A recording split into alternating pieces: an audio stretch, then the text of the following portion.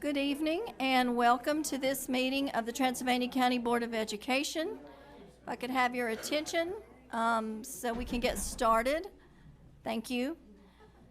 As we do before each of our meetings, we will have a time of invocation, which will be led by Mr. Jackson tonight, and then Ms. Dalton will lead us in the pledge. Well, June the 5th is an interesting day. On this day in 1947, scarcely 2 years after World War II, Secretary of State George Marshall proposed the idea of the Marshall Plan to restore Europe. That has impacted all of our lives. Unfortunately, on this same day in 1968, Robert F. Kennedy was assassinated.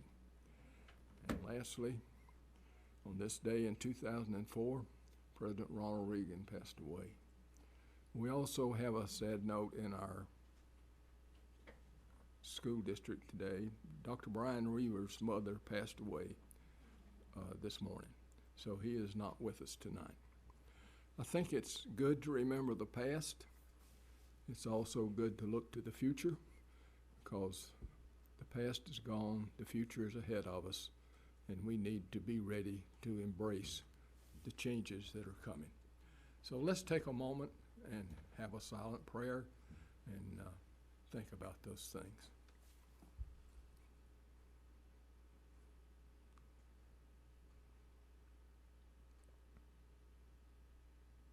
Amen.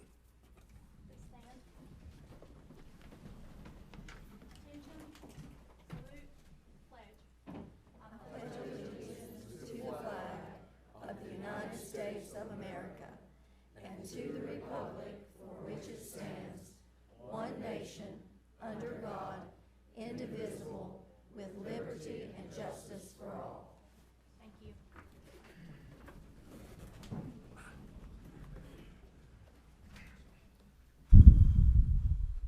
Thank you, and with that, I will call our meeting to order and welcome our full room tonight and all those that are joining us by live stream. I would note that all members of the board are present. The first item of business tonight would be approval of our agenda, and I do have two modifications to offer between items 12 and 13, that we have a closed session and that we add a closed session at the end of the meeting after number 16. So I would offer that as a motion. Is there a second to that? I'll second it.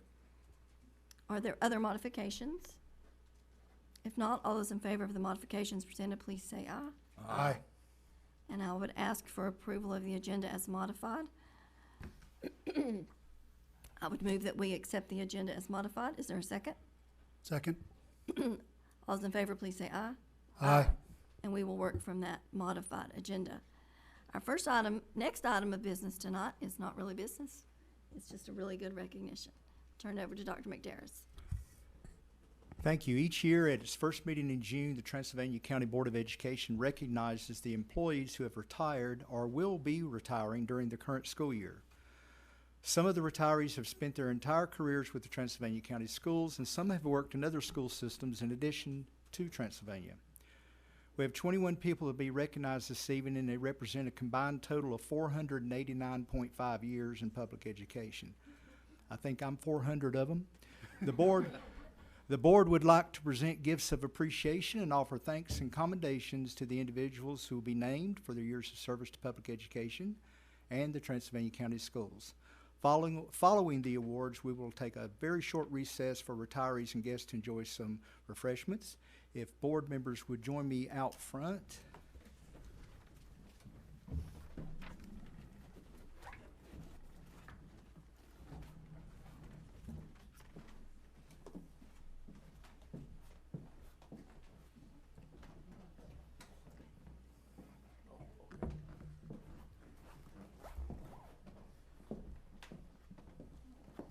Go through all the names, even if they were unable to attend tonight. So I'm not sure who all is here. Jeff Bailey, Brevard Middle School, 30 years.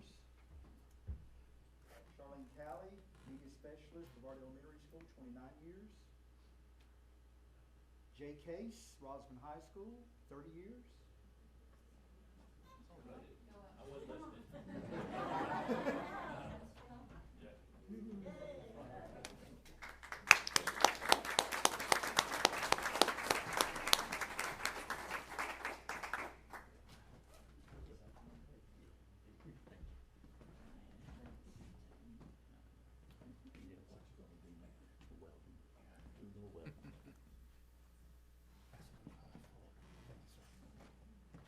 Jamie Case, Brevard Middle School, 34 years.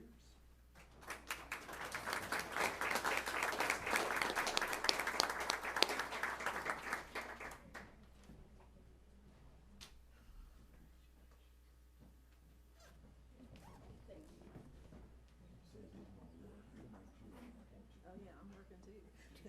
Thanks. Debbie English, bus driver, Roslyn Middle School, Roslyn High School.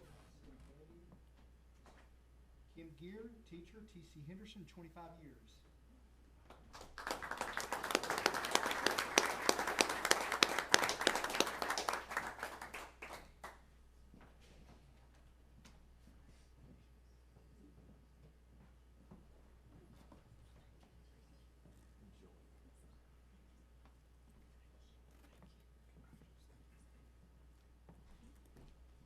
Carrie Geis, office support, Brevard High School, 4 years. I don't see Carrie.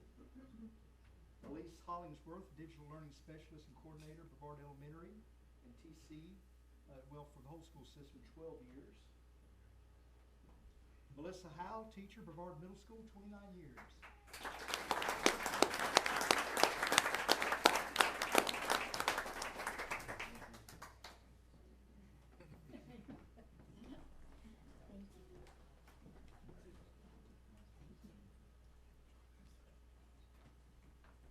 Debbie Keever, office support, Brevard Middle School, 30 years.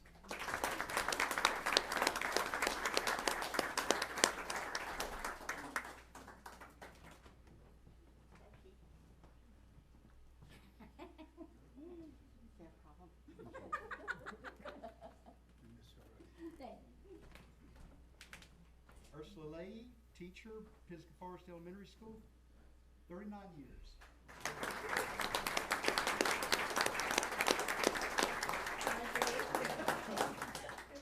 Thank you.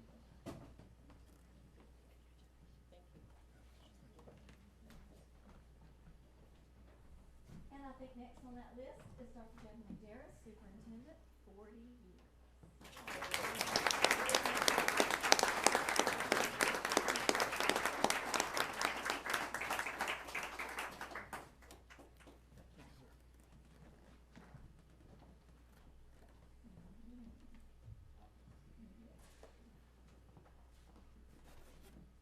Lisa McDarris, office support, TC Henderson, 6 years.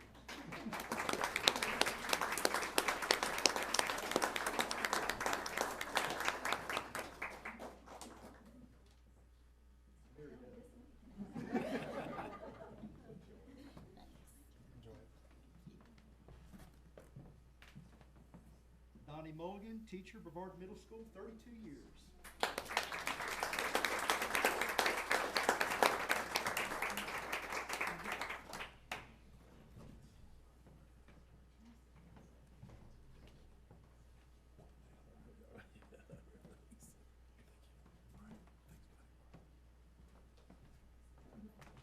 James Myers, teacher, Brevard Middle School, 11 years. Trudy Riddle, teacher assistant, Rosamond Elementary School, 27 years. Randy Salter, custodian, Brevard Middle School, 10 years. Lisa Smith, teacher, Brevard Middle School, 18 years.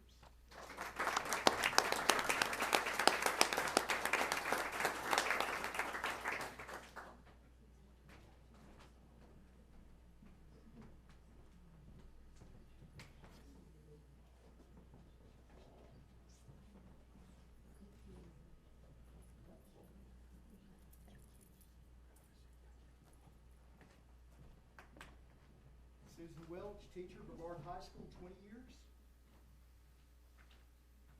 Crystal Whitman, instructional coach, Rosamond Elementary School, 30 years. Crystal emailed me earlier and was not able to be here. Marianne Winslow, teacher, Brevard Middle School, 25 years.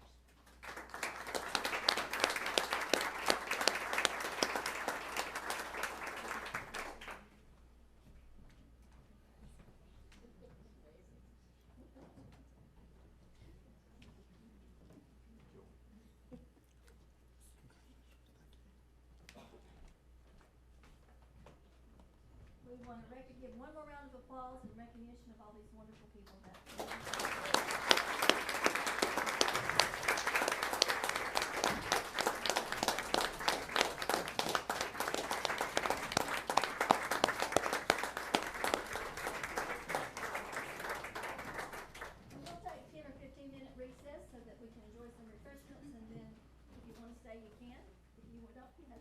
And before you dive into refreshments for retirees, if you will join me over this out here for a group photo, please.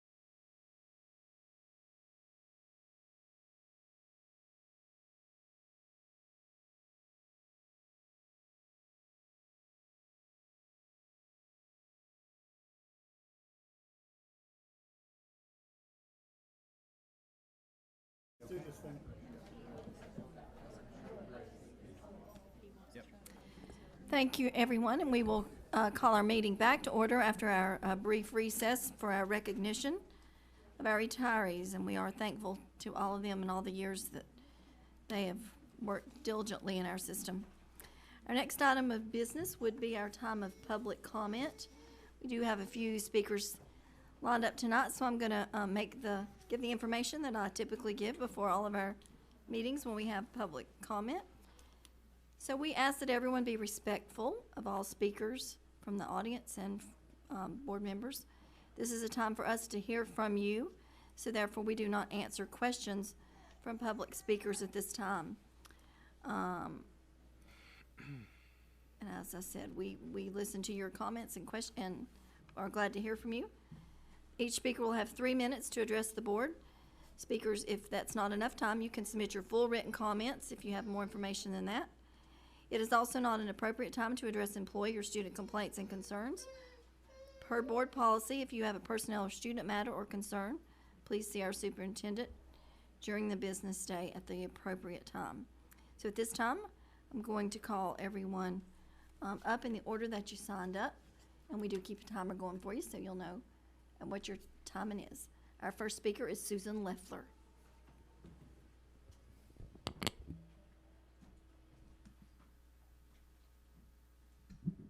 Is this the right place, I guess, for this? Yes, it is. So I'm Susan Leffler, and I apologize. I'm going to be going home to watch on Zoom because my husband had surgery recently. Tonight, I'd like to thank Ron Kivanemi, who has served the families and young people of this county for many years as teacher, principal, and longtime school board member. After retirement, he started the elementary teacher ed program at Brevard College. I also want to thank the school board members who served through November 2022, as well as our teachers, administrators, and all who have kept our schools running in the face of many challenges. Especially, I'm grateful for the expertise of Jeff McDarris and Brian Weaver and their leadership. I've lived in this county since 1976, and many of you know we had 4 children go through this school system, and 4 of our 11 grandchildren have attended and thrived in this school system. During the past 3 years, I've attended many school board meetings, often dealing with the difficult, confusing issues raised by the pandemic. I was always impressed by the calm, thoughtful approach of the school board, which then included former members Courtney Domaker and Marty Griffin, and now Ron Kivanemi, as well as current members Kimsey Jackson and Chairwoman Tawny McCoy. They listened to public health officials, heard from concerned parents, students, and administrators, guided the schools through closures, mask requirements, and staggered schedules, remaining respectful even in the face of criticism. The board respected and valued the professionalism of the teachers, administrators, maintenance, finance, and support staff who brought reports to them. It is unfortunate that in 2018, new legislation required partisan school board elections in our county.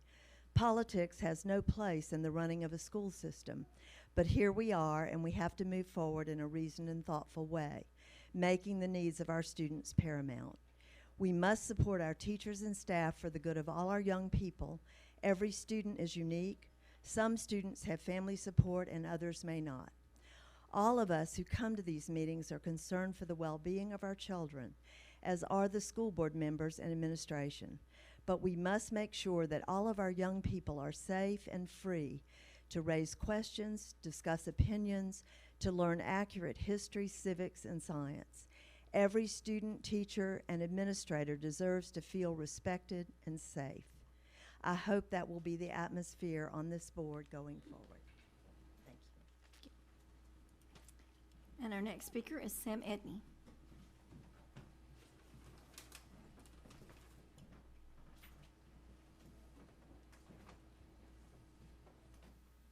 I've attempted to get my comments down to 3 minutes. I hope you'll ask you for your forbearance if I go a few seconds over.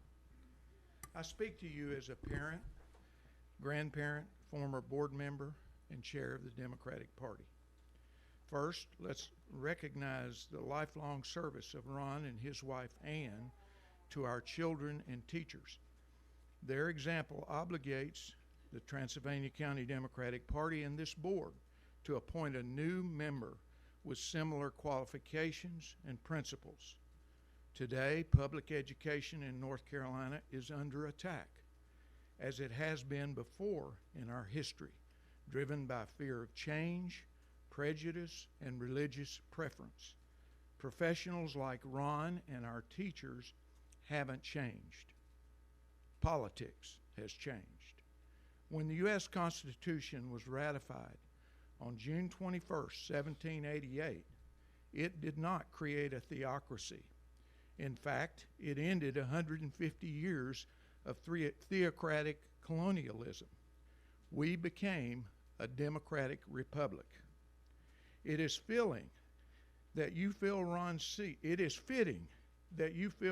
seat with another qualified person equally committed to North Carolina's constitutional mandate for a sound, basic education for every child, regardless of race, religion, or economic status.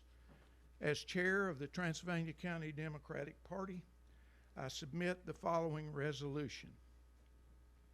Whereas the Transylvania County Democratic Party expects the school board shall follow North Carolina law and historic precedent regarding a replacement following the resignation of Democrat Ron Kivanimi, and whereas by law the school board is legally bound to replace the resignee by a member of the same political party as the resignee, and whereas the School of Government recommends that school boards follow the nomination and ballot method as the fairest method to select replacements and the method most preferred under Robert's Rules of Order, newly revised 10th edition.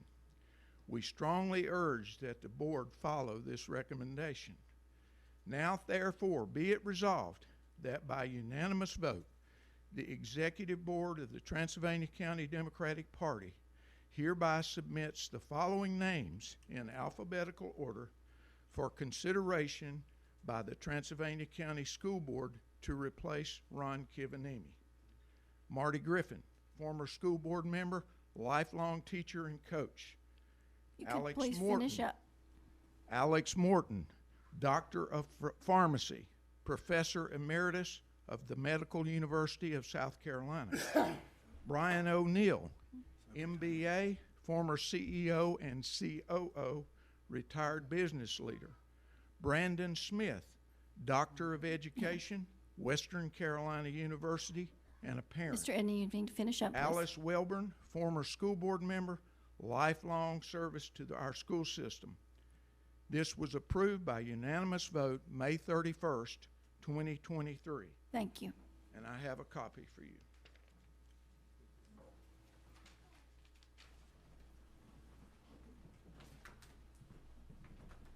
Thank you. And our next speaker would be Alice Welburn.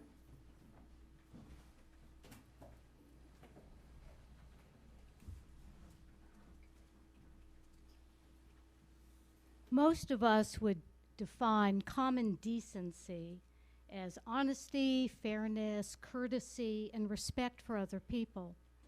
We saw a display of common indecency at the school board meeting on May 15th. I worked with Ron Kivanimi for 40 years. I knew him as a teacher, an administrator, a professor, and a fellow school board member. He's a hard-working, moral man of high intelligence who championed teachers and students throughout his career as an educator. Ron never had to show off. He simply lived his values in service to others. In case any of you missed it, I would like to read the letter to the editor from the Transylvania Times submitted by Polly Averett, a longtime excellent teacher in Transylvania County schools, in celebration of Ron's service to Transylvania County.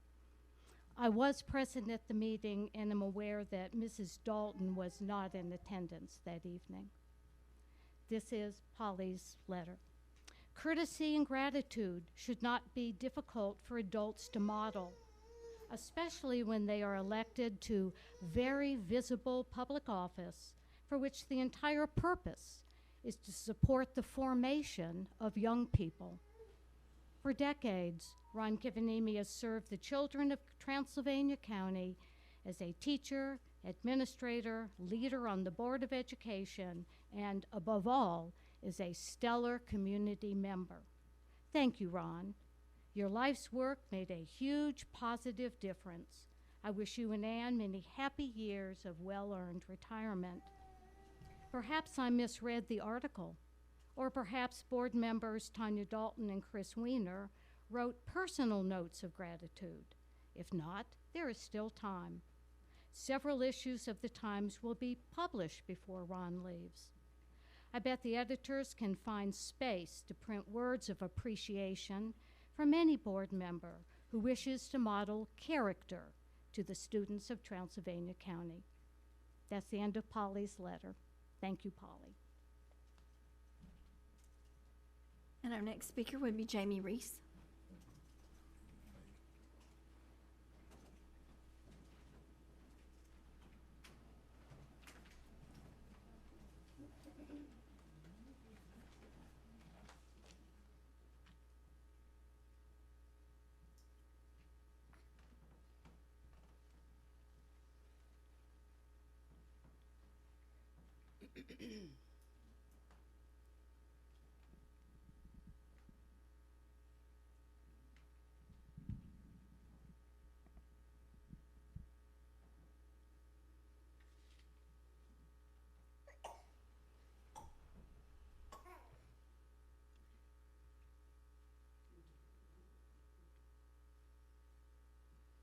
I came with the intentions of speaking on a different topic, but tonight I'd like to focus on hope. Unlike the board member who stepped down and cited his disdain for the direction of our majority, I'm hopeful for where the board can lead Transylvania County Schools with guidance from our newly appointed superintendent. Thank you. While I don't share the same sentiment that others who spoke tonight for Ron, and I wasn't going to name him, but they did, so I'm going to. Had he been up for election, he probably would have lost his seat then. Some things that I am hopeful for are, as opposed to what we've seen in the past few years, are school environments where conservative teachers are supported and valued instead of being silenced and bullied, in a county where their values are in line with the majority of families. I'm hopeful that there will no longer be discrimination of students for their political beliefs or unfair treatment because of their parents. That decisions will be made based upon facts, not opinions. That dollars will be used to advance the education of students instead of vilifying them. I'm hopeful that teachers and administration will focus on academics and work to build stronger relationships with parents in the community. That parental rights will be honored. That books accessible to our children will not contain pornography. I'm hopeful that this board and new superintendent will prayerfully consider every decision they make and fully realize the impact they have. I appreciate all you're doing. I appreciate all that you continue to do. And by the way, I'm Jamie Reese. I'm the chair of Moms for Liberty Transylvania. And our next speaker would be Lisa Rodke. I'm sorry if I said your name incorrect.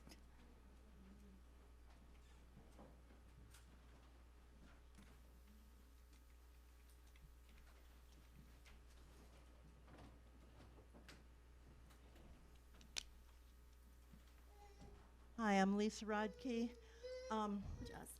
I'm not as prepared as everybody else, but I was going to say other things, but what I'd like to say is to include, to encourage you to pick one of the nominees by the Democratic Party and not pick somebody that I would strongly urge you not to pick somebody that is nominally democratic but does not share the values, because we need the board to have a diversity of values and viewpoints. So we want the board to represent everybody. Thank you. And that would conclude our public comment for this evening. Thank you to speakers. And that would move us on to good news. And I would ask Dr. McDarris to lead us in that. Thank you. And of course, we do not have any new current artwork up because it's the end of the year, but I do want to thank Officer Russell of the Transylvania County Sheriff's Department for being our SRO this evening. Continues that great partnership.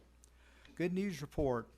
On the evening of May 18th at Brevard High School, 159 seniors, juniors, and sophomores were honored as Transylvania County Scholars, Junior Marshals, and Scholarship winners at the 40th Annual Transylvania County Scholars Recognition Evening. Transylvania County Scholars are graduating seniors who have earned the highest graduation honor conferred by the school system for maintaining an overall GPA of 3.8 weighted and 3.5 unweighted.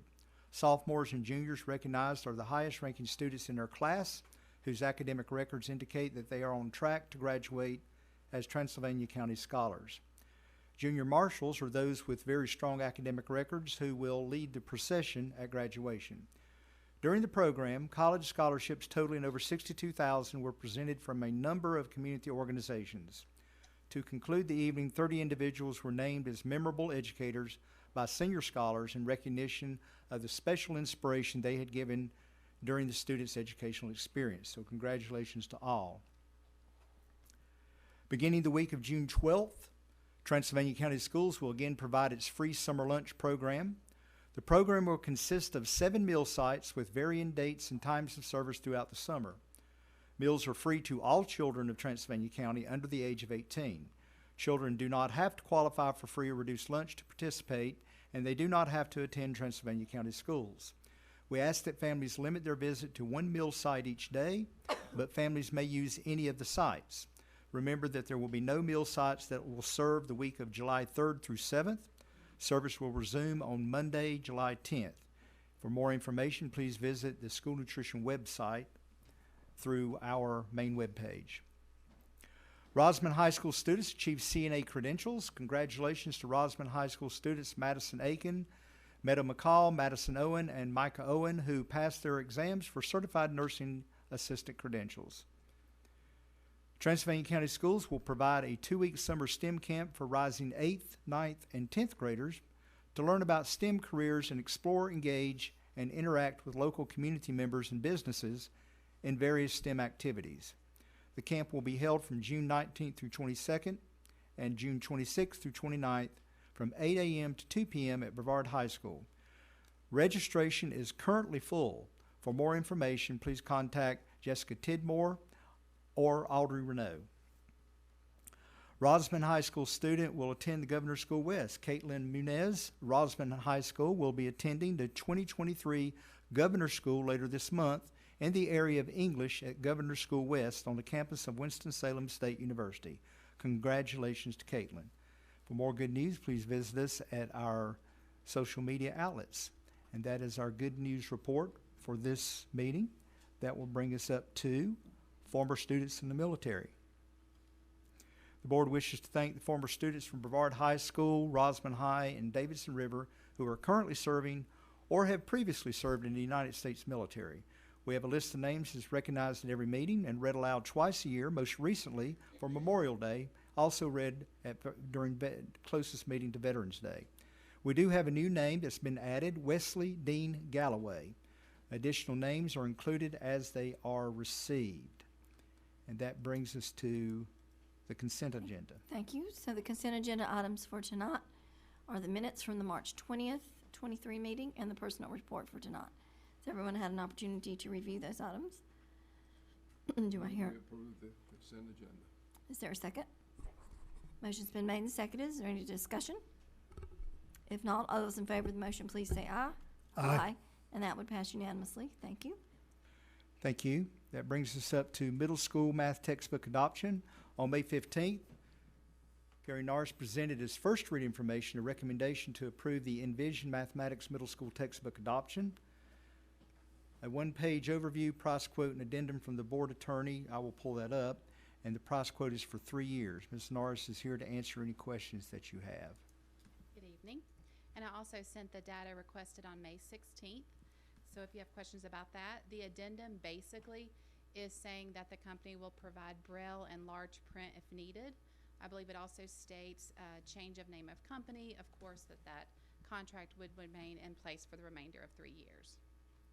So this is a second look. So if approved, we can get the invoice signed and get that order ready for teachers by August. Are there any additional questions? Carrie, as I go through this, I see from various descriptions a number. First one I'm looking at is 2021 National Teachers Edition package, and I see 5 all down through the thing. There's numbers. Is that the number of classes that we have in the various schools? Yes, sir. That would be the classes, and then that'd be a class set of the math workbooks. All righty. Okay. And are these paper things? These are we both. also have a computer? Correct. These will be And we paper got both of 'em. workbooks as well as a digital platform as well. Okay, doke. In your email of the 16th, you indicated that you were still waiting for information. I'm waiting for information from the vendor about this regarding any national data from the use of eMision. Was there any update to that? I did actually just get that 2 days ago. So as I stated on the email, it's really hard to compare national data since we have different standards, and also the EOGs are different across the states. But I do have 2 reports. I have those printed, but I'll put those in email form as well. A report from Philadelphia. That doesn't mean the entire state adopted, but districts in Philadelphia did, and showed a gain over the first year with Envision of 3% proficiency. That's on their levels, I guess, of a level 3, 4, and 5, which is what we have here. I do also have something else from Envision that the math program was just rated on the What Works Clearinghouse, which is a national organization that we look at for curriculum, and it was rated as one of the top programs. So I will attach both of those as well for the national look. And when are we going to be able to see that? In just about 2 minutes. Did you say Philadelphia? Yes, sir. I believe that's Tony Watlington. He's superintendent in Philadelphia. He used to be in Rowan, Salisbury in North Carolina. I will say that, of course, we are still in the middle of testing for EOGs, but we are very pleased with what we're seeing in grades 3 through 5 with math at this point. We still have some grades, some different schools to test tomorrow, but we're seeing some gains. So that's exciting. And just a reminder, we're in year 2 of that with our elementary schools, the same program.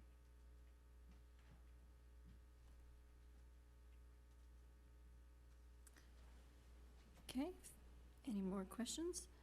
This would be, require a motion to approve.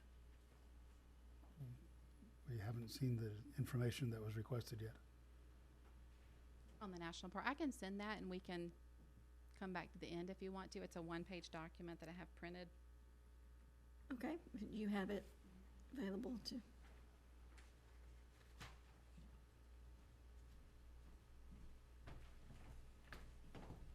Just share it down the. Okay.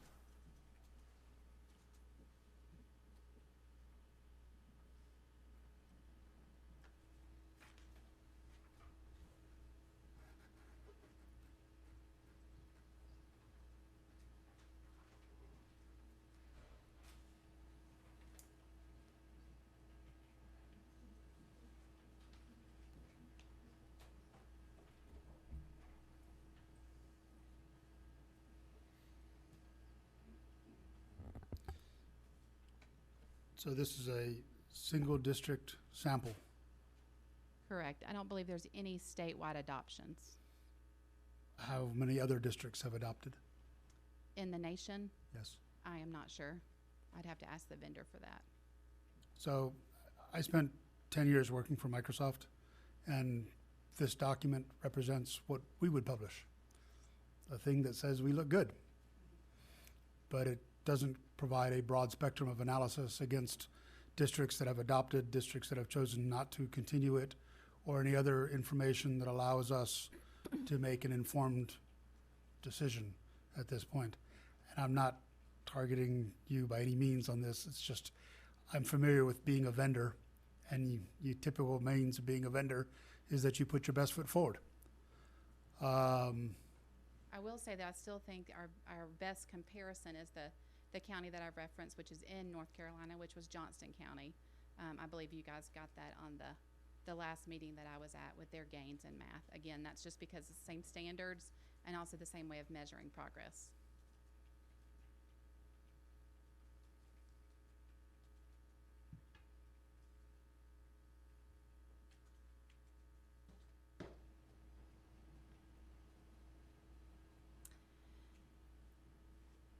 So for the purpose of this agenda item, I'm going to move that we approve the Envision Mathematics grades 6 through 8 textbook adoption in the amount of $97,802.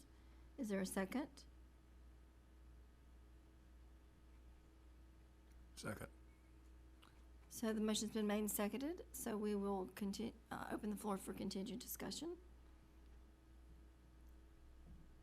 I think that there were good questions asked at the last meeting, but I think the comparisons that Ms. Norris was able to give us in the information from those districts in our state show that it and it's working, and what we have here from our grades.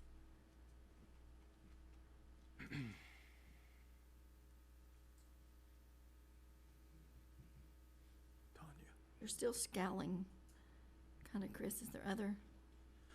Oh, I'm reading the report from Johnston County Schools, and it says that Johnston County Schools saw a 1-point gain above North Carolina statewide averages against a, so, you know,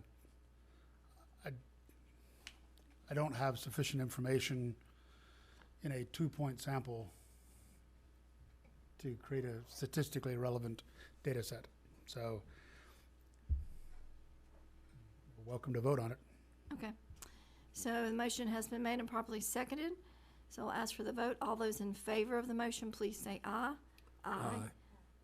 All those opposed, please say no. No. And that would pass 3-1. Thank you. Thank you. And you need that. Let's give this back to you. Thank you, Mrs. Norris. Next up, Alternative Schools Modified Accountability System for Davidson River School. State Board of Education policy, I won't read all the numbers, allows North Carolina alternative schools to participate in the state's modified accountability system under one of 3 options as described in an attached memorandum I will pull up from the Department of Public Instruction. Each year, local boards must approve an option for each alternative school under their jurisdiction and report the decision to the Division of Accountability Services by August 1st. Director Missy Ellenberger will recommend option B for Davidson River and answer any questions that you have. And I will pull up information. Turn it over to Ms. Ellenberger. Yes, so like Dr. McDarrah said, with alternative schools, you have 3 options that you can choose from for your school reporting. Option A would be what our traditional high schools use, the school performance grading. Option B is what we and the majority of alternative schools in North Carolina elect to use.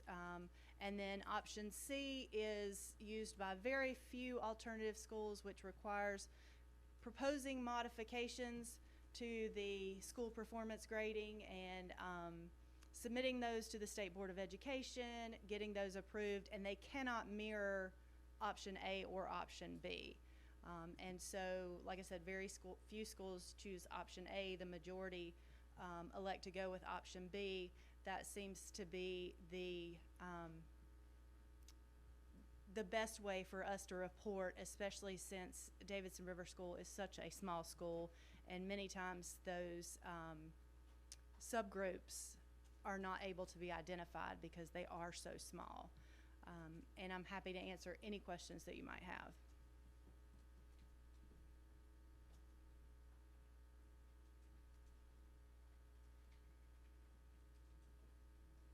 Questions?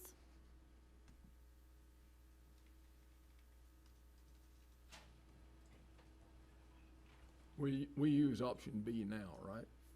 For Davidson River School, yes. Yeah, for Davidson River. Yes. That's all we're talking about.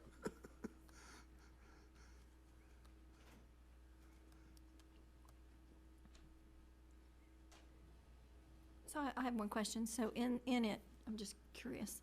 It says we use 3 years of data for calculating school achievement. So are we back up, and so each year when we The get that? current year and then the two previous Previous years. 2 years. Yes.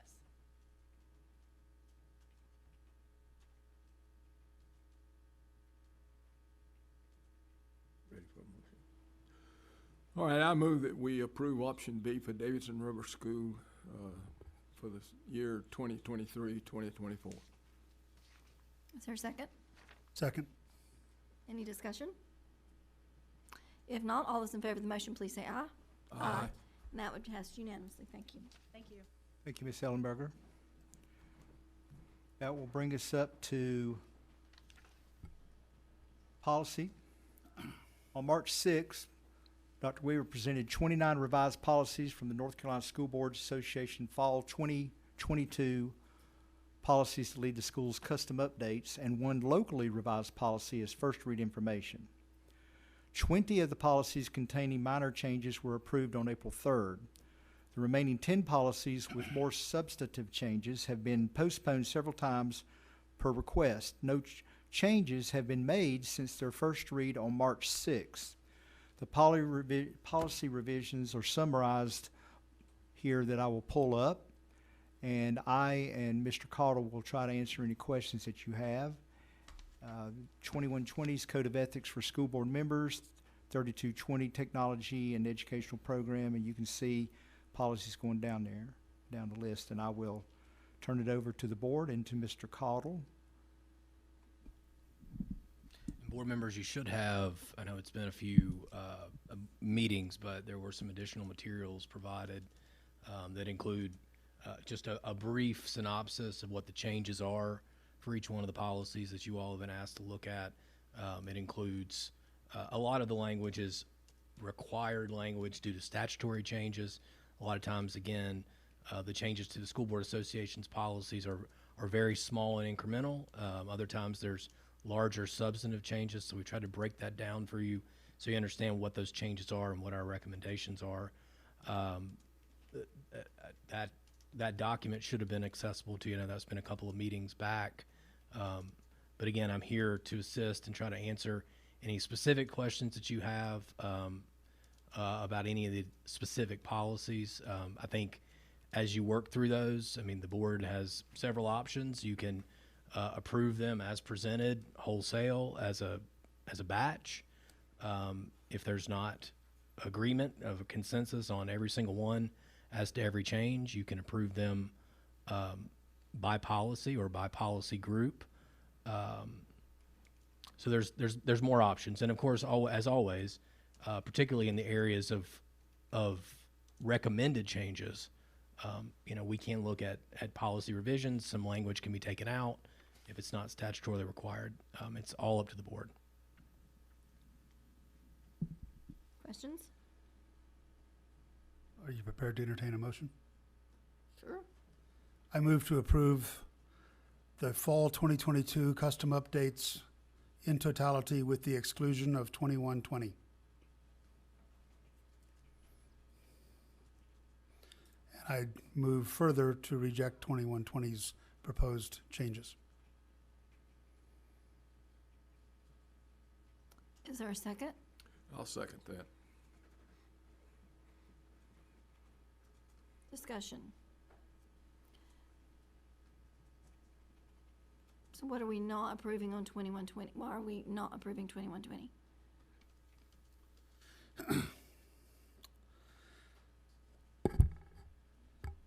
So this particular policy language emphasizes and promotes civility, integrity, and respectful dialogue among board members in an educational context. While these principles aim to foster a positive and constructive environment, it's important to consider potential concerns or dangers that may arise from such language. Here are a few things to consider. Limitation of dissenting opinion. While encouraging freedom of expression of opinion is a positive aspect, it is crucial to note that this policy provides opportunity to stifle dissenting opinions, discourage healthy debate. The emphasis on respectful dialogue should not be misinterpreted as a means to suppress differentiating perspectives or discouraging rigorous discussion. The terms civility and integrity are highly subjective. The policy language utilizes terms like civility and integrity, which can be subjective and open to interpretation. This subjectivity may create a situation where certain opinions or dissenting voices are dismissed or labeled as uncivil,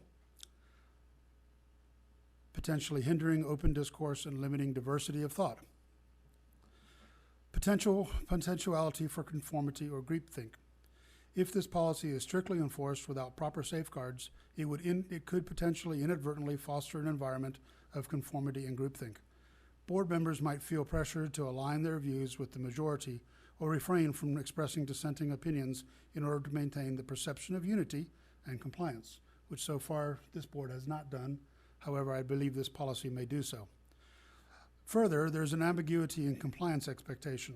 The policy language states that board members should comply with all board policies, regardless of whether they explicitly require compliance by board members. This broad statement could lead to confusion or abuse, as it may not provide clear guidance on what policy board members are expected to follow and how they should be applied. To mitigate these potential dangers, it is essential to ensure that the policies regarding civility, integrity, respectful dialogue are implemented with transparency, inclusivity, and an emphasis on preserving open discourse, diverse perspectives, and the protection of individual rights to expressing dissenting opinions. And I further believe 2120 fails to provide any of those means, hence the reason I reject it. Thank you. Madam Chair, one addition to that, Mr. Wiener, you're just referring to the proposed changes to 2120, right? Just the red? Correct. Correct. So it's not, the policies Right. not being rejected, the policy remains a key part of the Or- board's and policy. And I further note that there was no substantial reason or justification provided to us for making those changes. That still there's has n- not been done. Sorry. So there's no statutory requirement for those changes. This is recommended this particular part of the policy, the red part that you're looking at. I mean, civility has already been in there. That's part of it. Integrity's added on to it. This language is proposed by the School Board Association. This is not related to a statutory change. I think the emphasis and the purpose of what is in there is just to add on and really hold board members accountable to the same conduct that teachers and administrators are held accountable to. That's the purpose of the language in there, but that's not a statutory requirement. It really just bolsters your duty, your ethical duty as board members. But this is not a required part of the policy.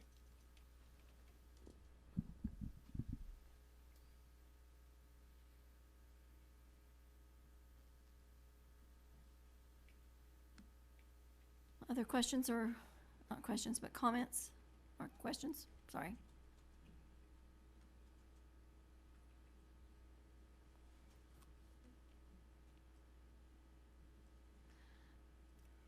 Madam Chair, if I may, you have a motion, and a motion that's been seconded for all the Approval. policies except for this one. Yes. The board may wish to act on those and then come back to discuss this. I think that was included in the motion. Correct. Right. So the motion's, Yeah. I understand the motion is to approve all of the policies except this one. Correct. The changes to this. the changes to this one. Yeah, approve the changes, right.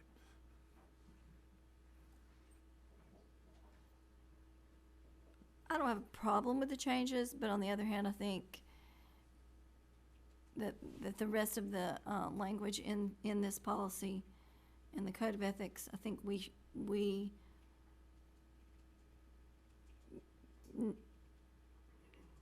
think we're all going to act with integrity and do what we're supposed to, what's the best thing to do and what's the right thing to do. But I think that throughout this policy there is the code of ethics provides that requirement to us. Anyway, so I'm not going to argue with the motion. So the motion's been made and properly seconded. All those in favor, please say aye. Aye. Aye. And that would pass. Thank you.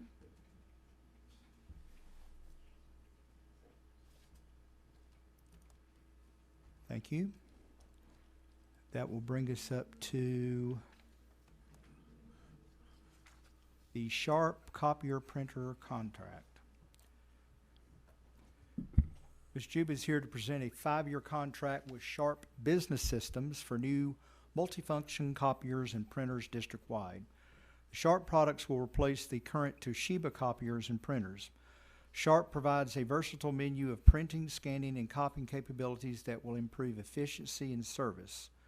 The Sharp contract will result in overall cost savings as compared to the Toshiba contract, and I have supporting documents that I can pull up as needed. She took it away from me. Never mind. It's all yours. She always takes it away. Yep.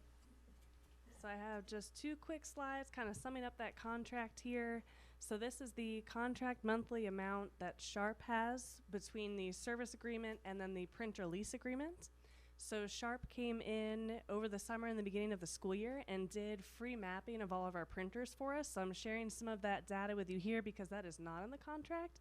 And I think this data can be helpful when it comes to making a decision about some of our printers. So we have 133 printers across all 10 buildings that we have. The average age is 10 years, and 75 of those units are over 8 years old, and several of them are 23 years old and older. So 33 of those 133 are covered by Toshiba with our current contract for ink and maintenance.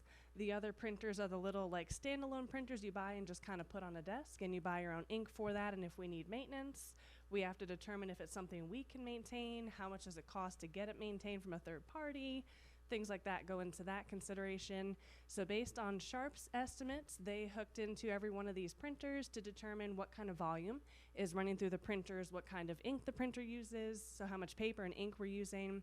So those 100 printers that are not covered by Toshiba runs us about $1,500 a month. So I don't necessarily see that directly, so I can't pull up a line item and say this is where all that's hitting, because the schools are responsible for each and every printer at their individual school. So Sharp coming in and running this for us was really helpful to get some of this data.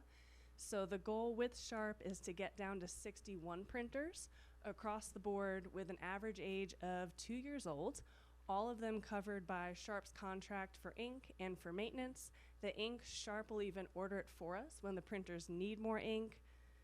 So let me go to the next slide here. So this is our current Toshiba monthly contract, then the out-of-pocket costs, and I kind of summed it all up here. So we will be saving money by going with Sharp, having our printers all covered under one place. So not only will we be saving a little bit in printer costs, but we'll get better quality machines, maintenance and ink for all of our printers, and better customer service as well.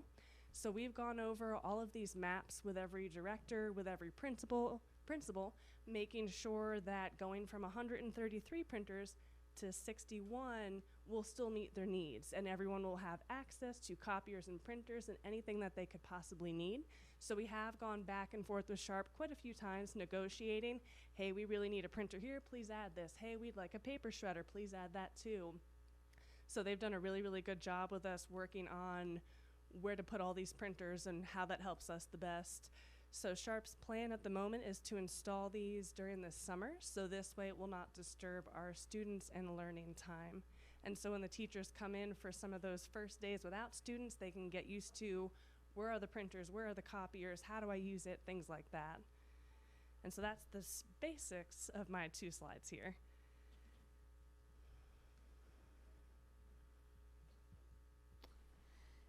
Question, excuse me, questions?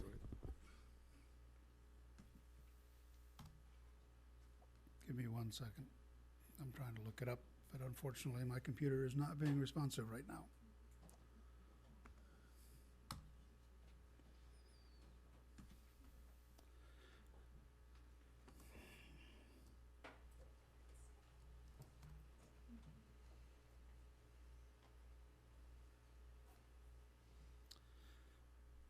Oh, I think it's policy 3225, the policy with regard to technology procurement and resources. I think it stipulates that we're supposed to have a multi-bid for certain values. Does this offer from them, given the duration of the contract, exceed that value? I'm trying to pull it up. I can't. It's dead. Just dead. That's okay, and to my knowledge, it does not. I also know Sharp is on state contract, which allows us to use the state contract for their printers, so I know that piece as well.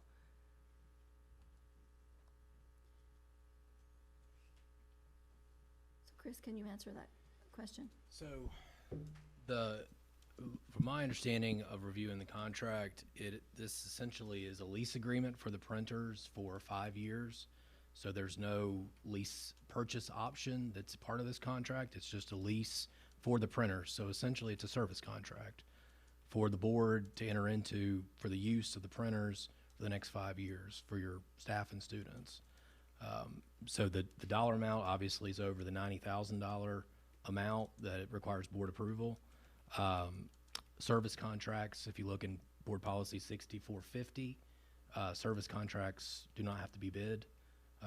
Along the same bidding processes that we use for purchase of equipment, because there's no ownership in these machines. We're just leasing them. Did we own the other ones? Or are we leasing those as well? We're leasing those as well.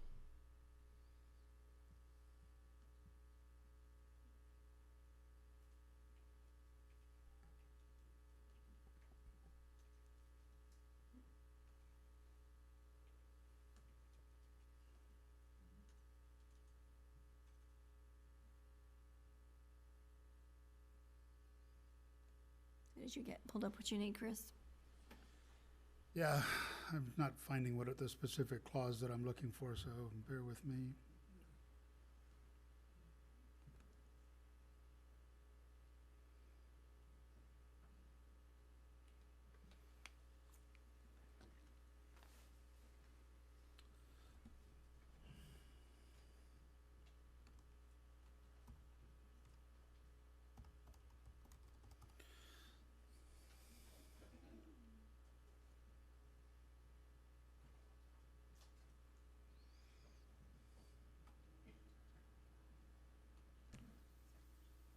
Ms. Chuba, could you explain as well, I think while Mr. Weiner is looking for his information, the breakdown of the cost for the board as well? The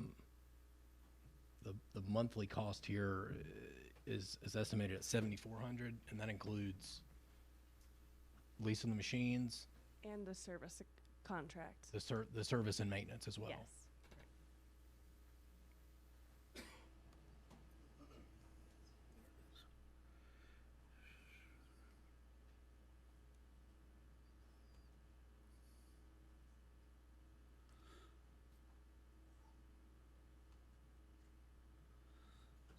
So 6430 subparagraph A stipulates that the purchase of apparatus, supplies, materials, or equipment for expenditures equal or more than $90,000 must be secured through a competitive bid process.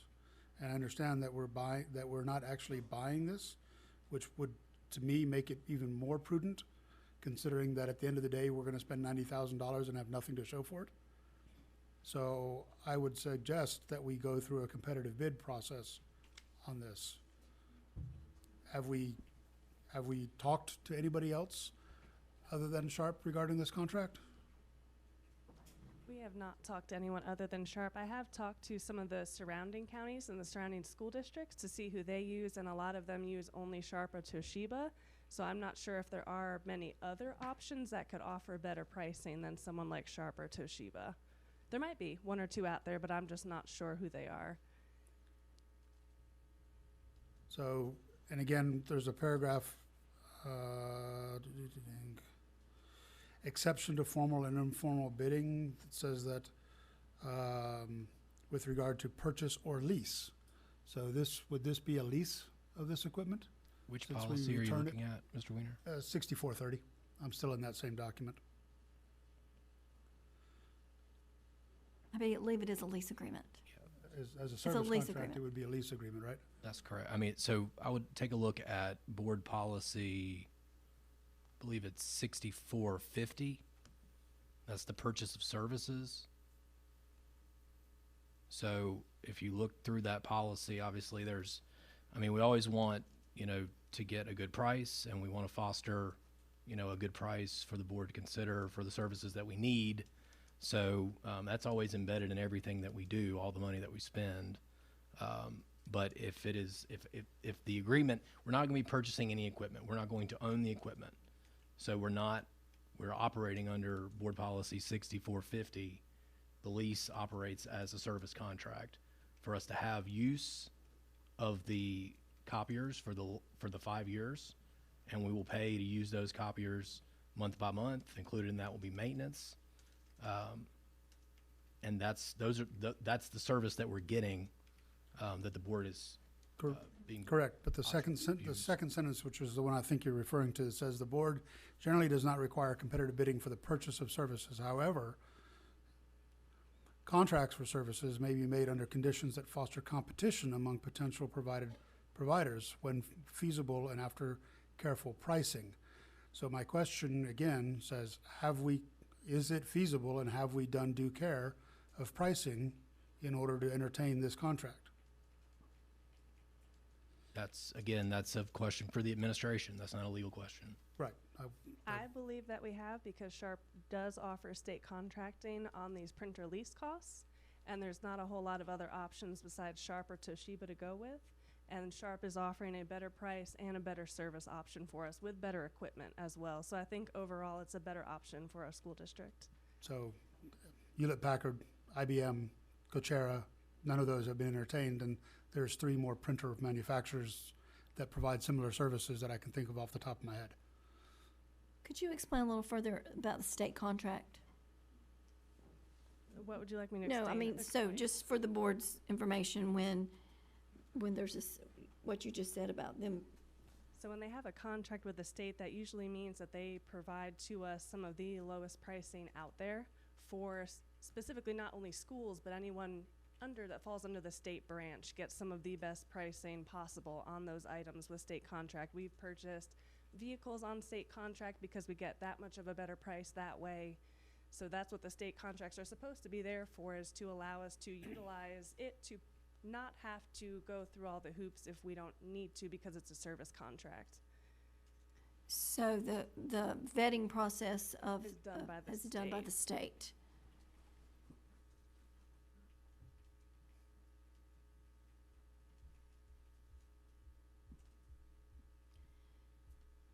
So for the purposes of this agenda item, I'm going to move that we approve the 5-year contract with Sharp Business Systems effective June 5th, 2023. Is there a second? Okay, the motion's been made and seconded. We've had a lot of discussion already, but we'll keep the floor open for further discussion. What is the value of the total 5-year contract? I would need to pull out a calculator to work that up for you, but it might be in the contract somewhere. They may have just broken it out monthly amount times the amount of months. I'm not 100% sure.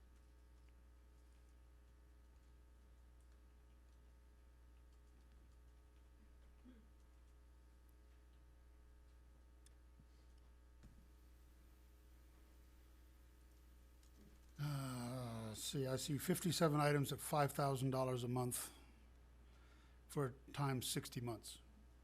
So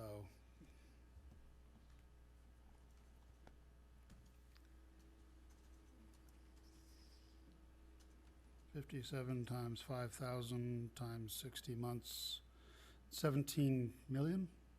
Does that seem to? Over $100,000. Did I do the math right? 57 times 5,000? Yeah, I did it and I left it at the house. 5,000. It's, That's it was, 60 months It's at 7. So it's actually 57 months, but yeah, 57 months. So it's a 60-month contract. They're going to start us in June or July, sorry. They'll start us in July, but they won't have us start paying until October because Okay. that's when our Toshiba contract is up and they didn't want to double charge us for so printing. $285,000 is what we're talking about. Somewhere in that range, I believe, yes. it's,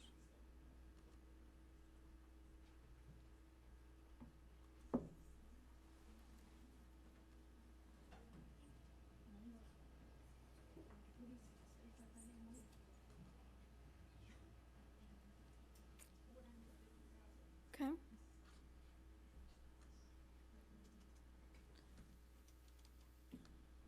And that includes all ink. 283,000. Yeah, 283,000. So that includes all ink, all maintenance, all repairs of all equipment. Yes. And if for some reason they can't repair, hopefully they'll be able to repair it, but if for some reason it's a faulty device, they will replace it for us at no charge. That doesn't include the maintenance, does it, Gabby? So you should see two separate contracts. The 5,000 and something is for the lease of the equipment. Then there's like a 1,000 and something for the actual service agreement. So that's what totals the 7,000 total monthly cost. So it's 7,000 a month. Mm-hmm. It's 7,444. I think it's,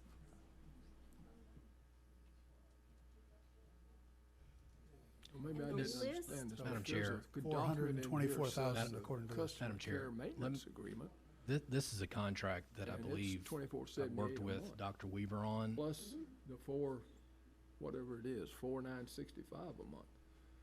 This is the the way contract I I've interpret it. worked with Dr. Weaver on. Do we have, when does our current copier contract expire? October. October. Is this, I would request that we move this to the June 19th meeting for approval so that I can have a chance to speak with Dr. Weaver before the board approves it. well, a motion was made and seconded. Correct. So I will just withdraw the motion, if that's agreeable with Tanya. And I'm just requesting to We have until will- the June 19 meeting, and we can add it to that meeting so I can get a chance to talk to Dr. Weaver. So we will move this, I don't think anybody's going to argue, to move this item to the June 19th meeting as requested by our attorney. Is it possible that we could have a competitive offer by then? I don't think so, no. I can try, but I don't think so.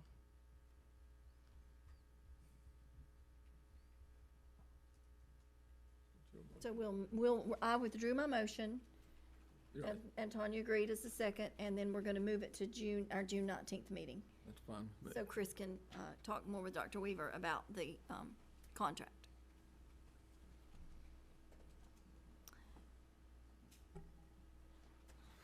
Thank you. Thank you, Ms. Thanks, Shuba. Gabby. That will move us to DRS HVAC update.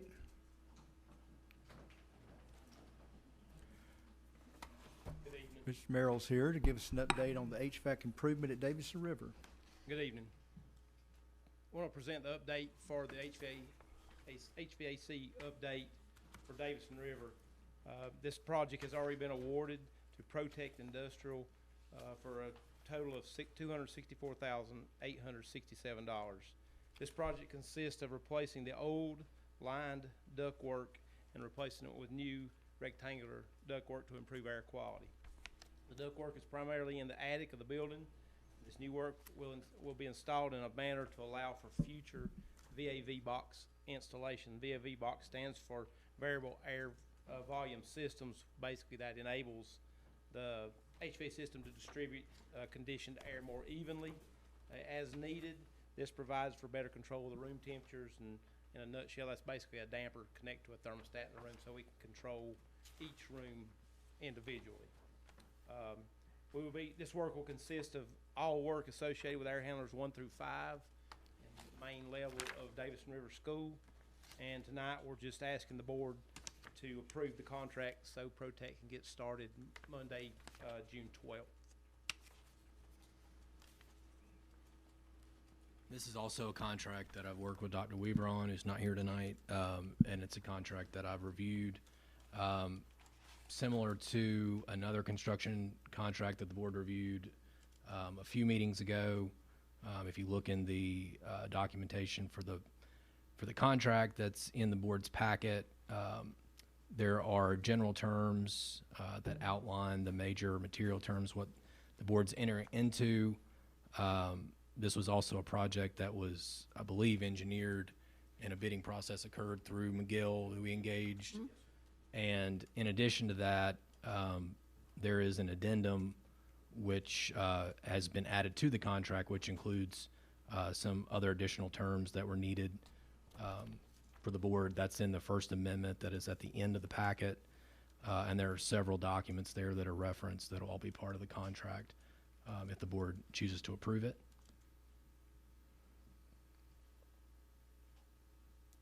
Including a performance and a payment bond, which are also part of that.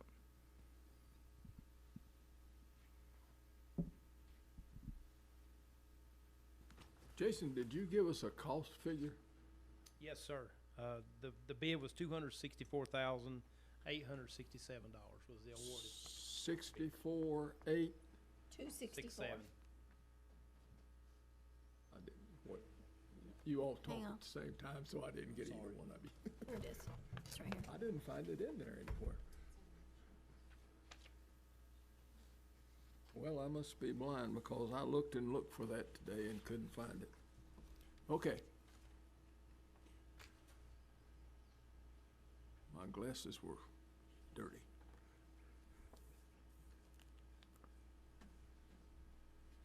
Without objection, I move to approve the proposal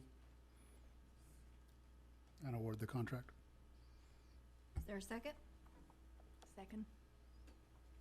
Motion's been made and seconded to approve the contract between the Board of Education and Protect Industrial Services. Is there any other questions?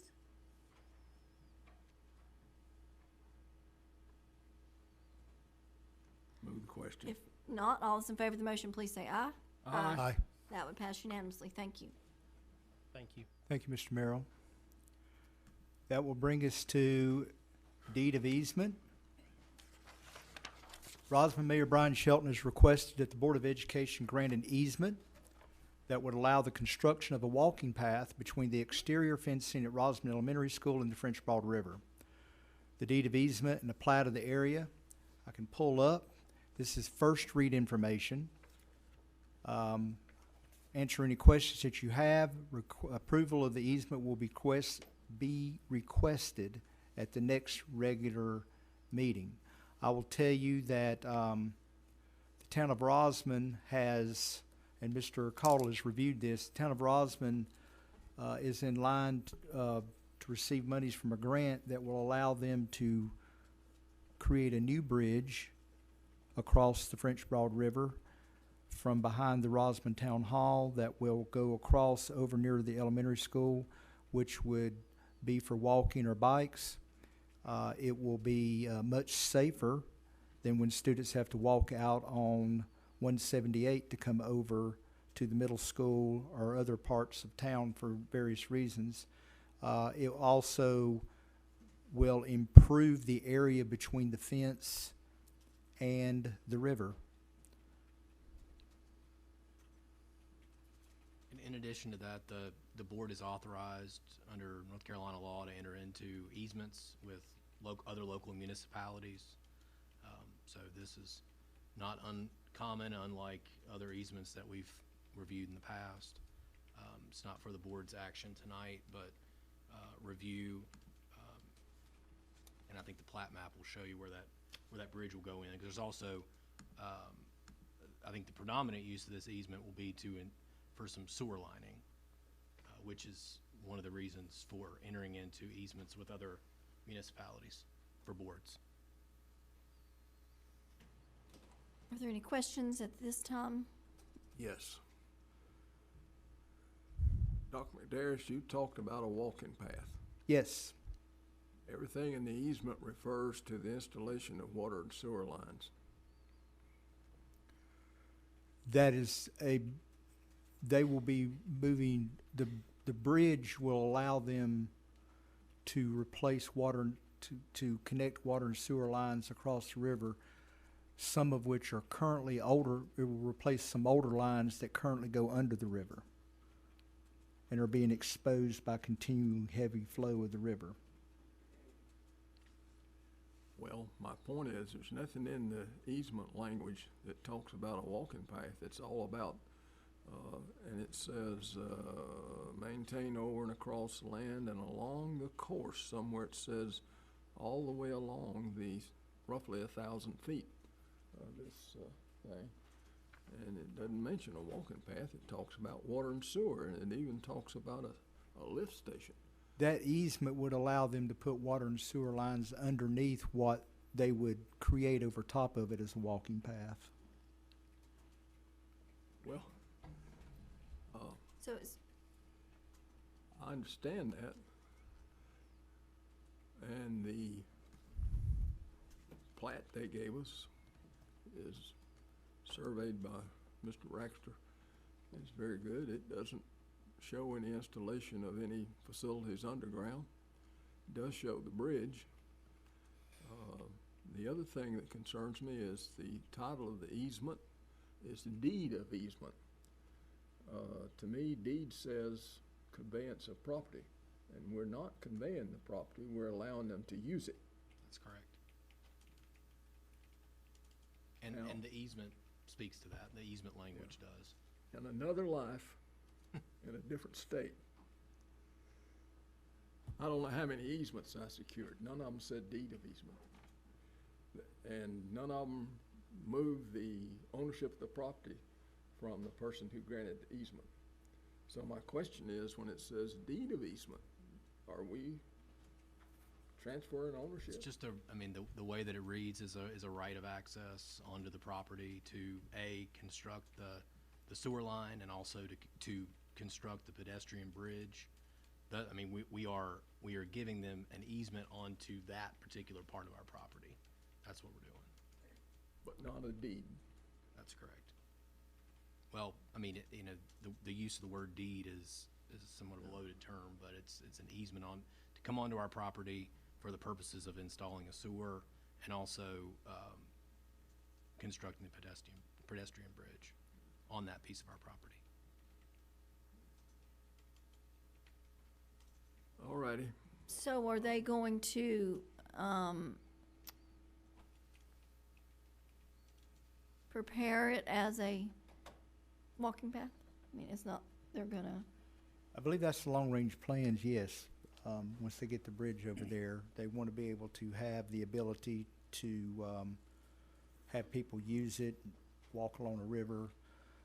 I actually believe it could be a great enhancement for the town of Rosman, and it would also improve safety for our students. As I said, the bridge is very, to me, is a very important development because at this time, if students from Rosman Elementary have to come into the town of Rosman, they have to cross the bridge over 178. There's very little walking area. It's fairly heavily traveled, particularly in the summertime. So I echo Kimsey's concerns here that there's no stipulation on the part of the grantee to do anything except giving them the right to put water lines and sewer lines across the easement. There's no stipulation that they must build a footpath. There's actually no stipulations regarding the bridge that they're proposing to build or providing any access to such bridge. I think further discussion with the town of Rosman and a greater degree of requirements regarding the purpose of this easement would be necessary before further consideration could be made. Well, this is first read too, so we can go back and see them, talk to them. so I think we would, I'm in favor of the easement, but I understand the questions, and so I think we would want some discussion to make sure that it's going to be utilized as a walking path. I have one They're other, going to, go ahead, I'm sorry, go ahead. I have one other concern. These estimates are were shown on plat prepared by E-College Rector and recorded in plat file 23, page 95 in the Office of the Register of Deeds. In other words, this has already been recorded and we That doesn't haven't matter. approved it. Nothing's, yeah. It doesn't matter. If you Yes, can, it does. no, it doesn't. Am recordation. I wrong that when you record something like this and it's a public record and it's there? But no. It has no legal significance until the board approves in an open meeting with a consensus to dispose of property or to add an easement. The board hasn't done that, and it's not for action tonight. So you can record a plat without us having, on our property, without us having approved it. Yeah, I mean, my understanding is, I mean, you know, this is the easement that was presented to us. This is how we got it. This is what we have to review. This isn't an easement that we drafted, and certainly we can follow up with the attorney for the town of Rosman to ask them those questions. But no property exchange, nothing impacting our property is binding on us until and unless a consensus of the board votes it to be so. All I can say is that's very different to what I'm used to. Yeah.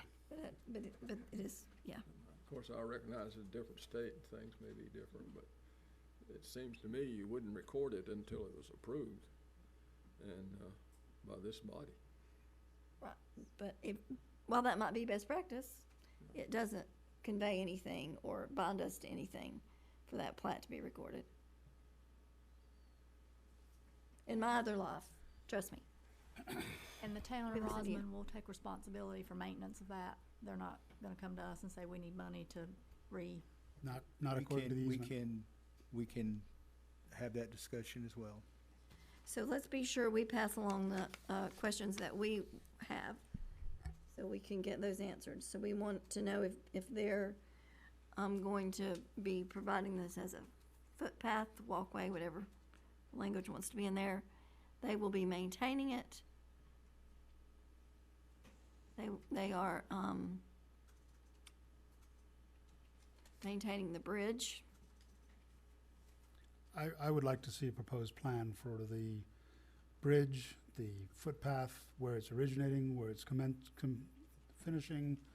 You know, at least if it's going across our property, you know, it'd be odd to have a footpath that started here and ended here purely because it happens to be on our property. You could also, I mean, we could invite someone from the town of Rosman to give a presentation at a meeting. That'd be possible too, if the board has more questions about its sort of long-term use and the logistics, what it's gonna look like, you can do that as well. And we can also try to work with the town to incorporate some of the answers to some of these questions into something that looks a little more like a memorandum of easement as well, based on the feedback we're getting from the board. Which is language that I'm more used to as well.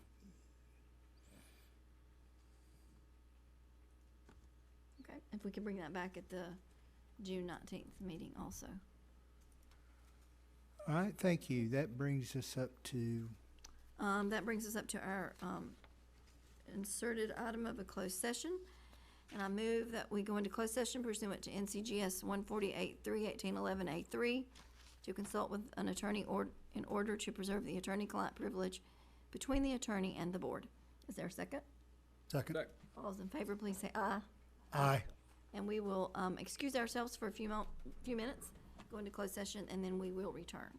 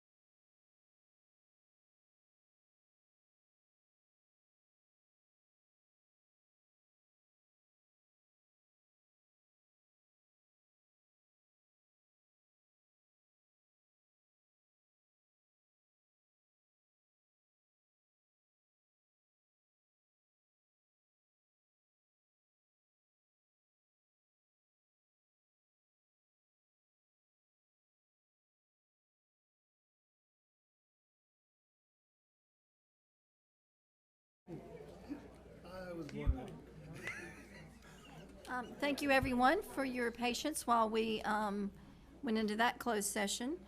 That will bring us up to the next item on our agenda, which is an update on the Board of Education vacancy that was created by Ron Kevinemi's resignation. And even though our agenda says I'm going to update us, I'm not going to. I'm going to turn that over to our attorney and ask him to please give us an update on the vacancy. Thank you, Madam Chair. So board members, Mr. Kevinemi, I don't remember the exact date, has resigned the last, in the open session, the last regular meeting. So this is the board's first session since that time. So filling the resignation of a board member in a county that has a partisan election is governed in Transylvania County under Session Law 2016-44, which is outlined kind of in layman's terms in your board policy 2115, unexpired term fulfillment. So the task in front of you, again, there are several criteria for filling a board member's resignation on a partisan basis. It is the board's process. So the seat that has been vacated was elected on a partisan basis in November of 2020. So the requirements for appointment of the vacant seat include several things. The individual needs to be a resident of the Transylvania County, also needs to be a member of the same political party that Mr. Kevinemi and the previous seat was vacated, which is the Democratic Party, and they have to have been a member of the Democratic Party for at least 90 days from the date of the resignation. So those are the general requirements for whoever the board chooses to appoint to Mr. Kevinemi's seat, which has been resigned. And that appointment would extend until the next general election in November of 2024, the remainder of his term from when he was elected. But the process those are the legal requirements for the board pursuant to your local act and your board policy. The process for how you fill that vacancy is up to the board. And so I think probably makes sense to open the floor to discussion about what that process may look like in this meeting and meetings to come. And I do just want to make a statement for the public purposes. We did have a closed session.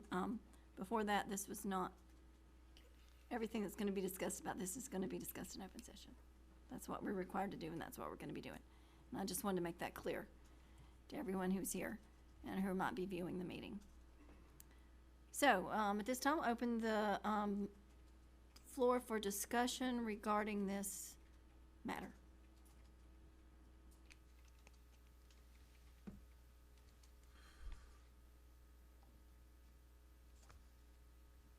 Okay, I'll start. First thing I'd like to know, are any of the 5 people nominated here tonight? Well, I don't think, we're not going to have a back and forth, though. We're not going to have discussion, though. I just want to know if they're here. Okay. Okay. Okay, so 2 of the 5 are here.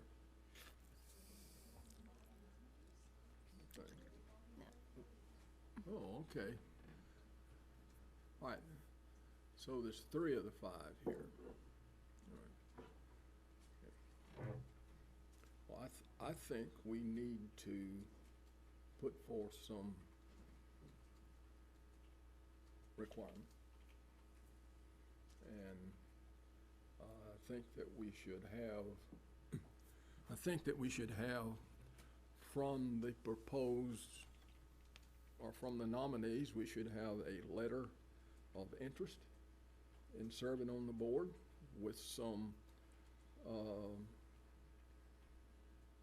statements as to their eligibility and why they believe they are eligible to serve on the board.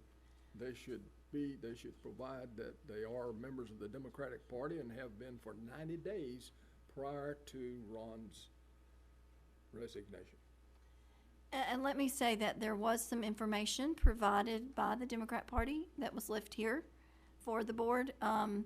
But since we hadn't had this discussion yet, haven't looked at that information. So we have been provided some information, that we can now look at, and Sharon, that may be there, I don't know. Okay, you haven't seen it. I have not looked at it yet. Chris, have you seen it? It's here, but I did not, since this was open session, I chose not to Yeah. well, view any of that, so. I believe Mr. Jackson, I believe Mr. Edney in his public comment gave the names of 5 individuals that the Democratic Party is going to nominate or has nominated. Any documentation that we've received about their candidacy, their qualifications, et cetera, I've not viewed, and I don't believe the board has not been provided to the board until. Here's the packet that was provided.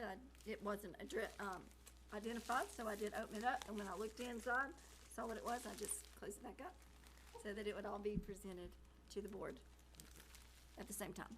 And if it's appropriate, I will say that there are statements Yeah. from the nominees. Yeah, let's just, It's not time for let's just public let comment. us have our discussion, please. And I I guess hope we they'll be could- provided, if those documents are apropos, they'll go to all of us. So, while I appreciate the Democrat Party of Transylvania County providing us some names in advance of this meeting, I'm a firm believer in the largest possible sampling of individuals. So in the interest of supporting the highest levels of diversity of opinion, equality of opportunity, and respecting our democratic institutions, and in consideration of the citizens of Transylvania County as a whole, some who may be members of the party, some who may be active members of the party, some who simply may be registered members of the party, I believe that we need to create an opportunity for the citizens of Transylvania County to nominate themselves, consistent with party requirement that they must be party members for a period of not less than 90 days. So I would ask that we open a period of consideration to allow eligible candidates to submit letters of interest or letters of candidacy, which should include an expression of interest, substantiation of their party affiliation in some means probably from the Board of Elections or something along those lines. Obviously, I would also request a curriculum vitae demonstrating their academic credentials. I would submit that we would ask for some letters of reference potentially, and then some method to determine eligibility as a resident of the county, which I think the 90-day election document would probably satisfy, because you'd have to be a resident to vote, to register. So I think that a period of not less than 30 days to allow the citizens to do so would be appropriate. And if Okay, so if there's, necessary, I'll figure out some way of crafting that into a motion. But I think the intent is understood. okay, so there's, At this point, it's one purely a thought. discussion It's point. just discussion, understand, sure. Other thoughts?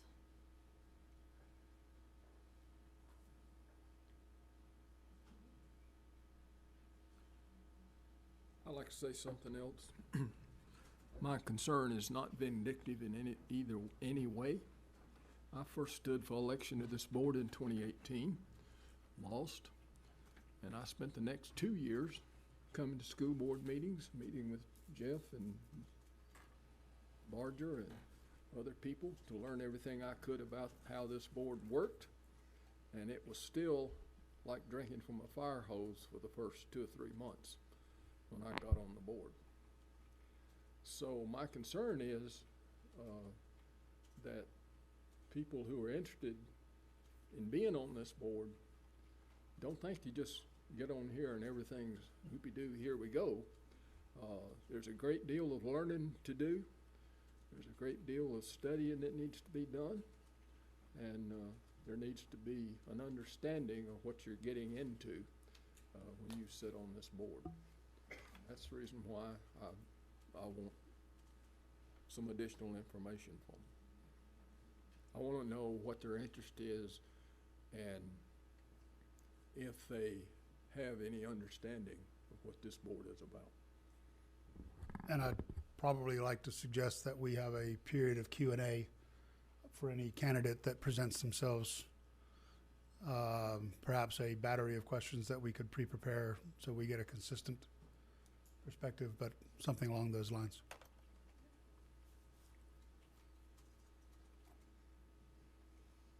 So you would not accept the nominations that have been received from the party? No, the party has their entire right to do so, but I think there's some additional information that maybe don't know what's in the box. Right. So, I can't really comment about what the party has submitted, but obviously the party has the right to endorse their candidates for this position. So you would accept those nominations and then ask for additional interest? Yes, I think that the citizens have not been given an opportunity to participate in this process. And obviously, as I said, I'm a bit of a populist. I spent way too many years in the military to not allow the citizens to express their interest in this case. So I would like to ensure that we have an equality of opportunity for not just party members that are active, but party members more broadly.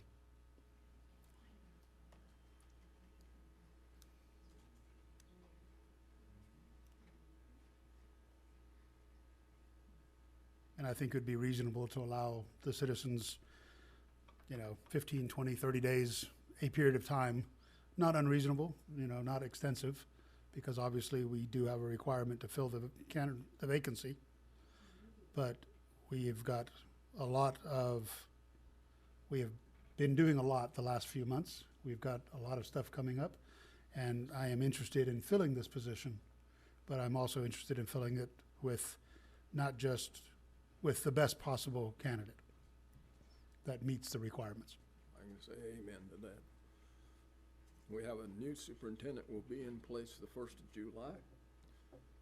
There's going to be a number of things we're going to have to address, and we need a well-qualified and interested candidate for this position. I'm done. So, thinking through if that's the consensus of the board,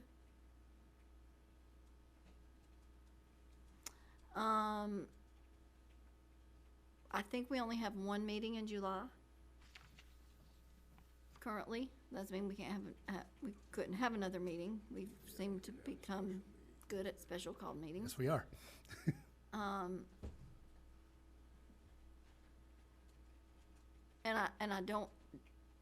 We want to do this right, and we want to find the best person for the position, no doubt about that. Now, whatever method we go through to get there, but I don't think we want to delay Nope. too long No. in doing that. I agree with But that. I think we need to be respectful of the party and the fact that they have put their nominees out too. So we need to keep that in mind, that has been done and brought to our attention too. So Absolutely. I think we should definitely, there's no ifs, ands, or buts. The party has submitted their candidates, and all I'm saying is that there are other eligible citizens in the district that may also have expressed an interest, and I think we should allow them that opportunity. Chris, how would we advertise this? News media, what, how else? Really, it's up to the board. I mean, you could put, and again, I think before you talk about the logistics of that, I think it's a little bit more important to maybe see if it sounds like maybe there is some consensus, but I'm not sure about what, a letter of interest that would go out, the criteria being resident in Transylvania County, membership in the Democratic Party for the 90-day period, and submitting evidence of that along with a letter of interest. And you could set that up. Democrat Party. What did I say? Democrat Party. Okay, all right. No, we're not doing audience participation. So the point is that, again, the vacancy has to be filled immediately. So, the board, the most important thing is moving forward with the process. So if some direction of that from tonight, again, you could do an advertisement on your website. You could send out a notice. You could do an advertisement in the newspaper. You also have, the ability to provide public notice in many of the same ways that you do your open meetings. Any and all of those things, I think it's important to kind of narrow down a time frame here that both, recognizes, I think, Mr. Wiener's concern of having, time for citizens to, provide those kind of applications, but also balancing that with getting that information to the board so that you can review it and begin the process of acting on it. And for the record, I stand corrected. It is the Democratic Party. So I accept that, Mr. Wiener. sorry. So where are you?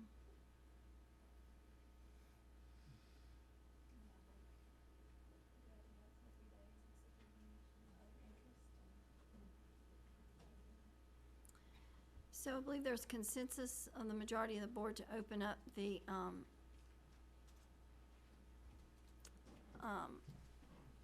don't want to say floor, but that's not right. Open it up so that there can be additional names submitted if anyone wants to submit their name. So do we need a motion for that? Do we have consensus for that? I think What do you? I think in addition to that, Territory, so. so from what I'm hearing from the board, a letter of interest, evidence of residency, evidence of Democratic Party affiliation with the 90-day requirement. Again, we can make sure that framework is in place. The number of days, I think, is important. Your next board meeting is June 19th. I think the board should discuss an appropriate timeline. If 10 days, 15 days, if you'd like to have those letters submitted to you before the next board meeting, that's obviously less than 30 days, but you will not be meeting again until July 17th. So you may want to have a timeline that is a little shorter so that you have that information and you're able to act on it. And you will need time, obviously, to digest that, and that will have the framework of how that nomination process proceeds from there will also take some time in an open meeting.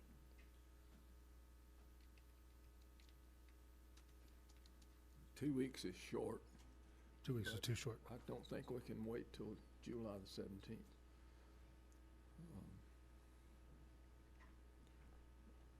We can always have a special meeting. I think we should, I don't think it's too short. If you're that interested, then you should put your stuff together and So then I move that we allow a period of eligible candidates to submit letters of interest along with the necessary supporting documentation to establish eligibility to be submitted prior to, at least 2 days prior to the regular scheduled meeting of June 19th for review during that meeting. At least 2 days, which would put us on a Friday prior. Yeah, let's put it up. Well, Mr. Wiener, did you mean June or July? June or July meeting? June. Okay. I mean, the board is talking about 2 weeks being enough time. Yeah. So that would be the 16th. Yes, I think so. So you'd probably want that. Yeah, I mean, yeah, that sounds good. I mean, if that's what the board wants to move forward with. just what, I mean, I guess the important part is what's being proposed is a timeline for submission that would culminate on the 16th before the meeting on the 19th. Correct. Yep. With the intention for the board to review those candidates on the 19th. Correct. With a that possible includes Q&A. the 5 nominees. Correct. already. So, something came in my mind and went right back out. Give me a minute. So you said with possible Q&A. I mean, not on the whatever ni- action is necessary for us to take on the 19th, On the 19th. which is independent from the motion. The motion is to submit candidacy applications by the 16th for review on the 19th. It's terribly short. but I agree, whatever. Kimsey, I agree.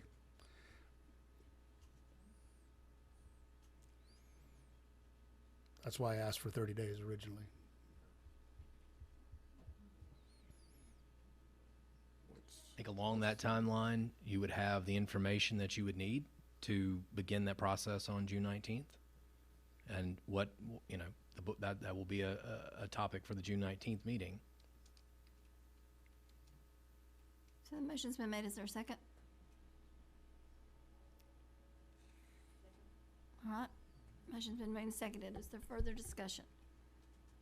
Well, I'm nervous about the short time, but we need to move, so.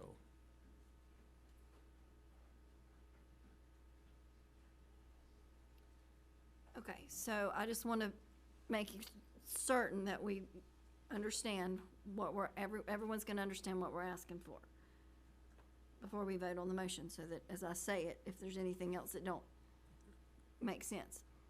So we're accepting the nominations that were given to us by the Democrat Party. Correct. We are asking anyone else who's interested in the position to provide their name, information, eligibility to the board by bringing it to this office on or before June 16th. And we will continue our discussion on June 19th regarding the process.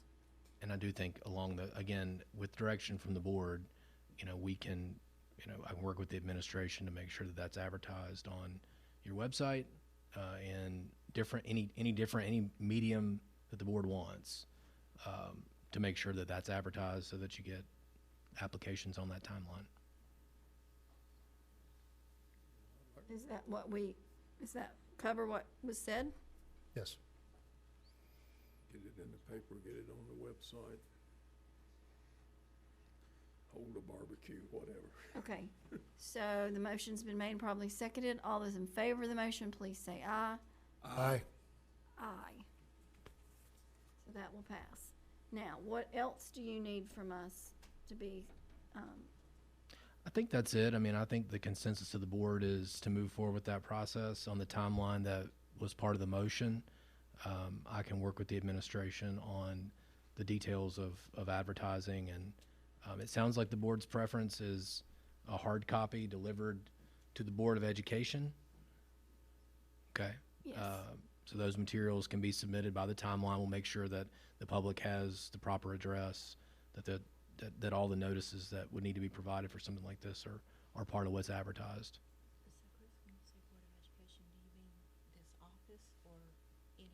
no, this No, office? it would be the central office, and we'll put the mailing address on there as well. And they could be hand delivered, they could be mailed, and we'll make clear when it would be when the postmark would be valid. I mean, we can, those are all things that logistically we can implement. Okay. Okay. Then the discussion will continue on the 19th, and then we can decide from there if we want to wait and how long we want to wait, if we want to have another special meeting, or if we're going to wait until our meeting in July. Do we need any further instructions on the advertisement, like where and so forth? Or do we understand that it's to be on the web, in the paper, all of that? I think what I've heard from the board, the consensus of the board, is for the materials, the letter of interest with the criteria that was articulated will be delivered or mailed to the Board of Education, a hard copy, and it sounds like we'll put an advertisement on the website. If there's consensus, we can also do that in the newspaper as well. Okay, if that's all you need from us on that, then that's how we will move forward. Our next item of business on our agenda would then be our superintendent's update. Dr. McDarris. Thank you. I'll be brief. It's getting a little bit long in the evening. I just wanted to comment. Still thinking. To piggyback on something that Kimsey said earlier about the events of the day. There's also, this is also an anniversary of something else. 79 years ago, this evening, there were 160,000 Allied troops that were preparing to cross in the morning on D-Day. I was born in 1960, and I can remember vividly growing up in the 60s, being around a lot of World War II veterans. They were not very old then. And we have less and less of them. And I don't know if anybody would know of those men that were crossing the next day, how many of them were members of any political party. But they were united as Americans. And they were united to try to rid the world of evil. And I think sometimes that level of decorum is being either intentionally or unintentionally forgotten in our country on a frequent basis. That's my opinion. So I will simply say that I am thankful for those people 79 years ago and what they stood for. That's my comments for tonight. Thank you. Thank you. And that will bring us to important dates. Important dates. We have some great ones this week. We have the Davidson River School graduation at 10 o'clock at the Brevard Music Center on Thursday, and the last pupil day is Friday. Friday evening, we have graduation for Brevard High School. That'll be at 6 p.m. And then, and they're saying it might be cool that day, which would be nice. June 10th, the next morning, is Rosman High School. And you can see we have the days and 4-day summer schedule and things going on. But those three that are in bold, I will highlight very important events. Students I know are excited. And quite frankly, it will be my last one, but it's really the best seat in the house. And the board also has one of the best seats in the house because you see the future coming across the stage. And, you know, they're just great kids. So it's a great view. So I encourage everybody in the public to be there. Thank you, Jeff. That'll bring us to other items. Did board members have any other items?